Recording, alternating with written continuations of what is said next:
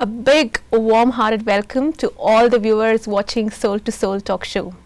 Today we have with us a very special guest, Sister Maurin, who is staying at the Global Cooperation House in London. She has been a part of the Brahmakumaris, a member of the family since the past 36 years, and she was a former speech therapist. A big welcome to you, Sister. Thank you. Thank you very much. A pleasure to have you with us. Very happy to be here. Thank you. So, Sister, you were a speech therapist, and could you describe your profession and the personal life that you had before? Yes, I love my work very much. Speech therapy is about helping children or adults who, for various reasons, whether slow development or whether some medical condition, have not been able to develop their speech sufficiently in different ways. And so there's a whole range of conditions that you deal with. I used to work quite a lot with children, perhaps who couldn't pronounce their words properly, or perhaps were just slow in starting to speak at a young age, and they needed a little bit of stimulation and help to get their speech going.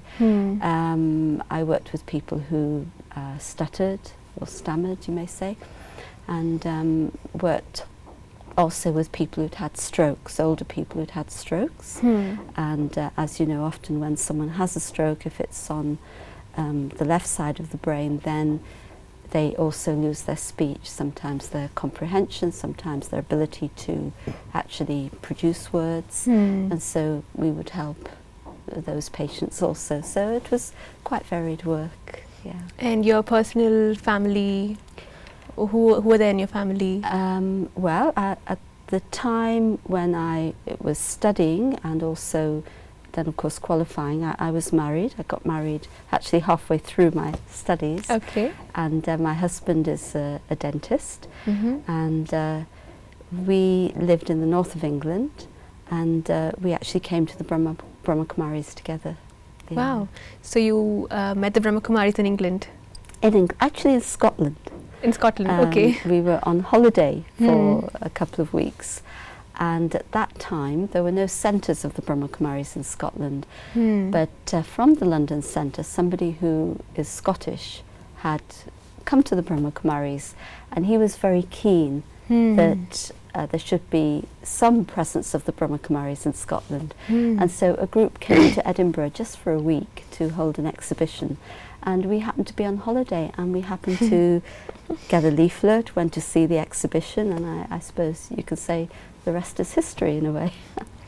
So that was a changing point in your life, where very much so, yes. I mean, we were already very interested in spiritual things, and we're actually on our way to visit a spiritual community in the north of Scotland.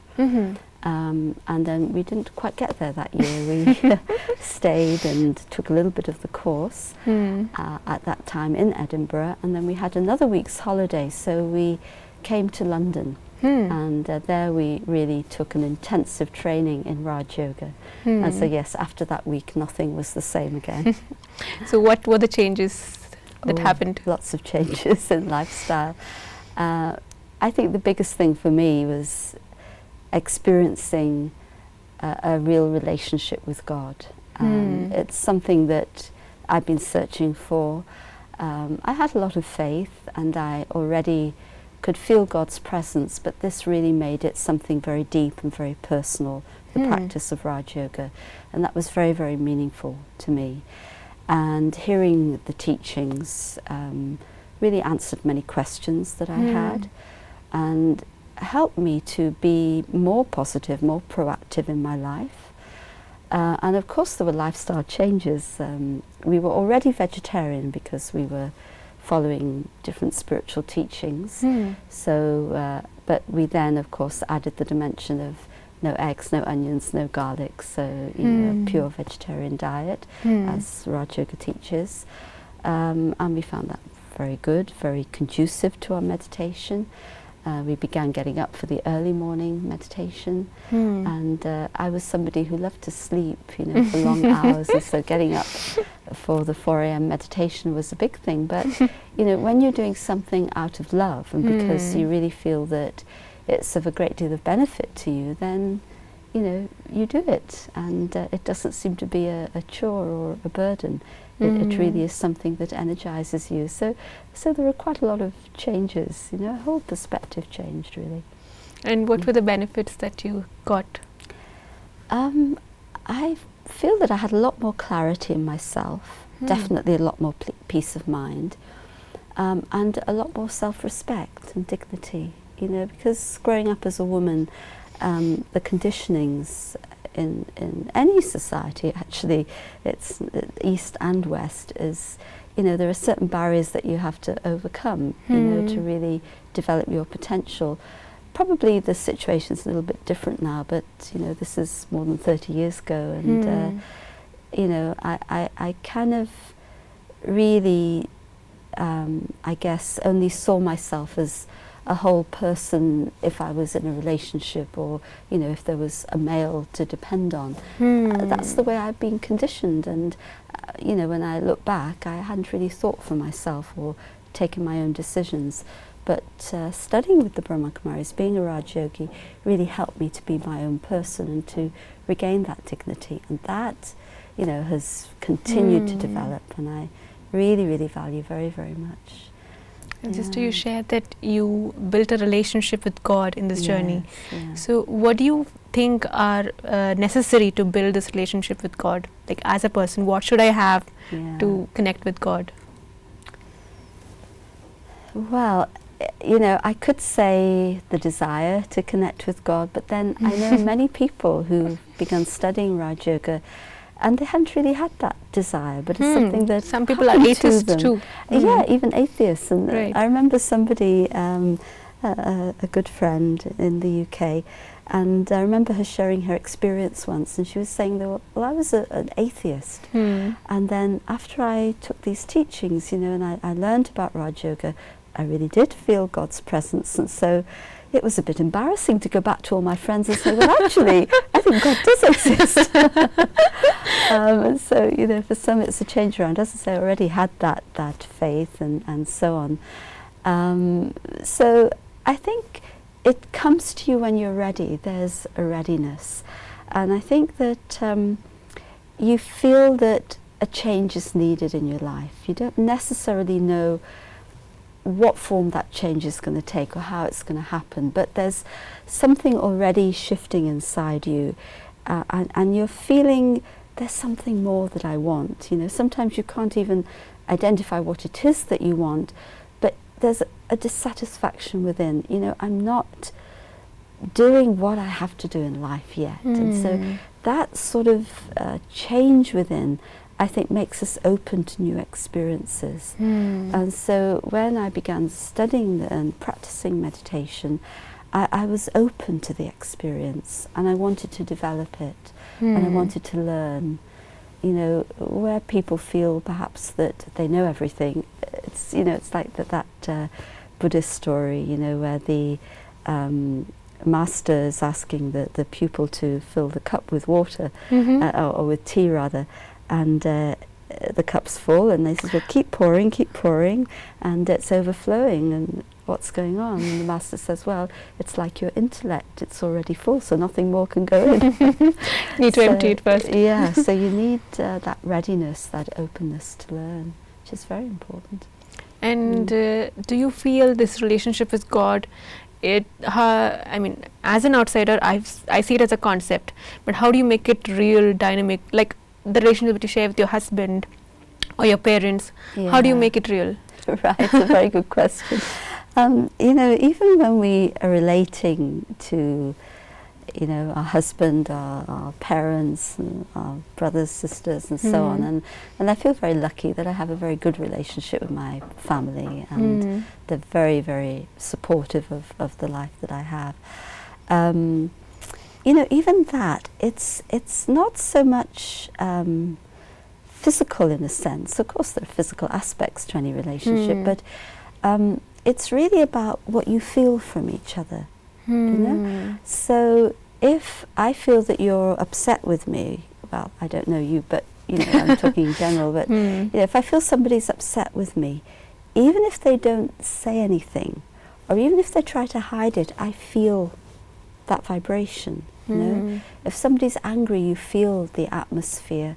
And so actually, if we look at it, the basis of our relationships is really vibrations and feelings. And so it's to do with our thinking, our sensitivity, and through the way we think and the attitudes that we have, the kind of feelings that are generated inside us.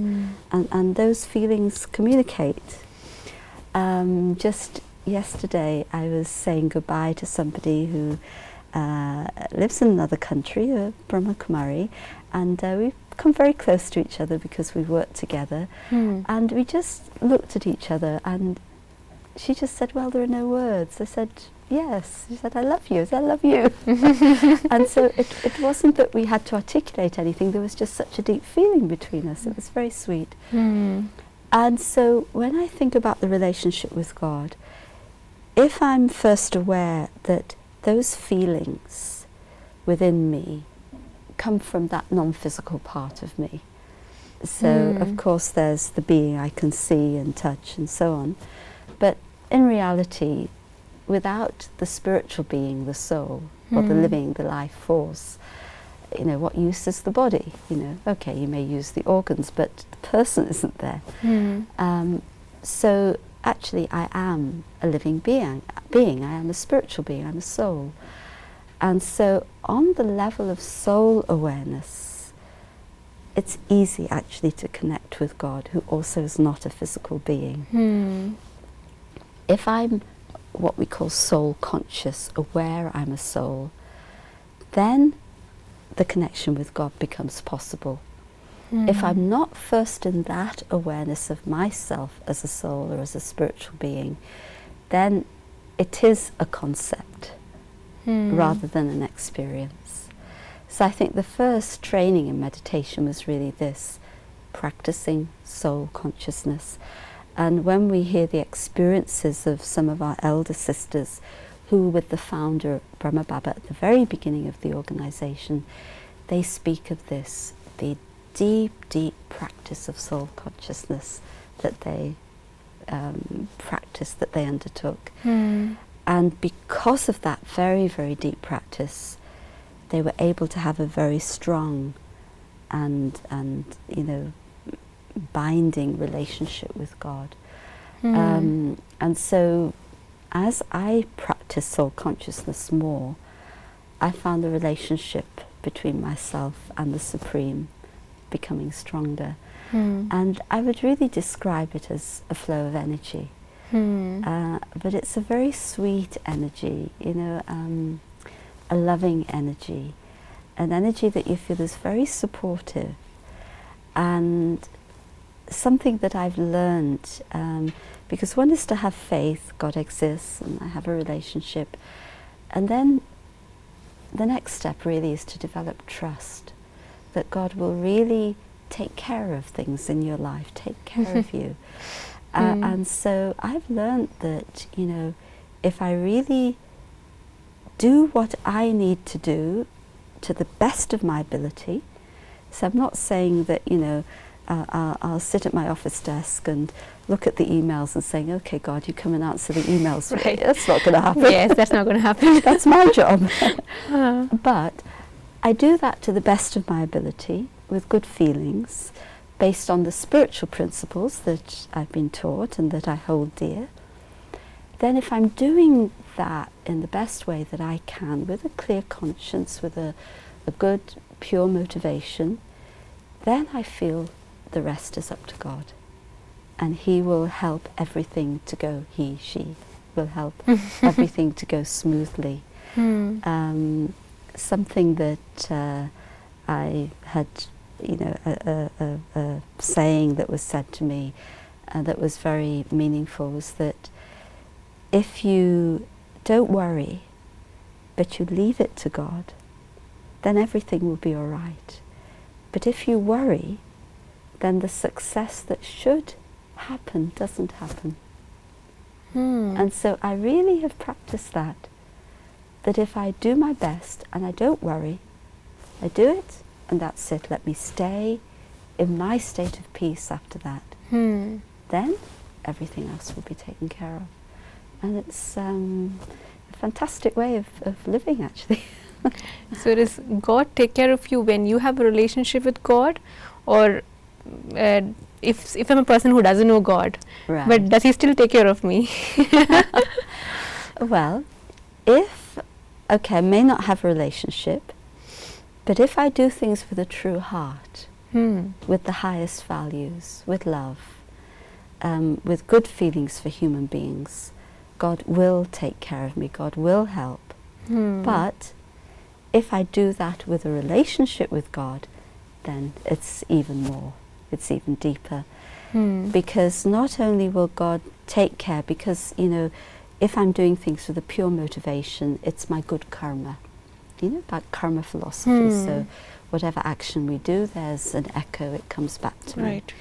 So, and actually it's not so much about what we do, but the intention with which we do it. You know, I can speak to you and say, oh, you're so nice, but inside, oh, I don't like her. Well, that's not a good act. But if I mean it, it's different. So my pure intentions lead me to good karmas, and so the result of that is that God will give me the fruit of that. But if I have a deep relationship with God, then actually I begin to act with what we call then elevated karma, because I'm aware of God's presence and God's relationship in my action, which makes it even more elevated. And then the return is even greater.